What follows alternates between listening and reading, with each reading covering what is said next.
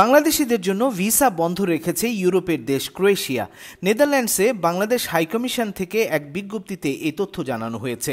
বিজ্ঞপ্তিতে হাইকমিশন জানিয়েছে, এজেন্সিগুলোর জালিয়াতির কারণে এমন সিদ্ধান্ত নিল ক্রোয়েশিয়া।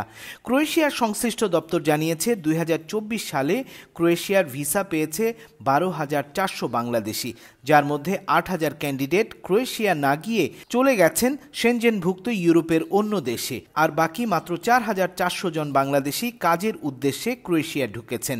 এর ফলে ইউরোপীয় ইউনিয়নের চাপে বাংলাদেশিদের আপাতত আর কোনো ভিসা না দেওয়ার সিদ্ধান্ত নিয়েছে ক্রোয়েশিয়া। এই ঘটনায় এজেন্সিগুলির জালিয়াতিকে দুষছে দূতাবাস। এমন ঘটনা বাংলাদেশ এবং প্রবাসী বাংলাদেশি কর্মীদের সুনামে বড় আঘাত বলে মনে করছে বাংলাদেশ দূতাবাস।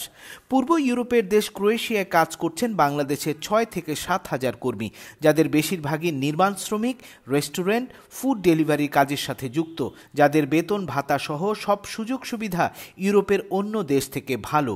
ফলে এখন থেকে ক্রোয়েশিয়া যাবার আশায় কোনো এজেন্সির সাথে লেনদেনে বিরত থাকার পরামর্শ নেদারল্যান্ডস বাংলাদেশ দূতাবাসের।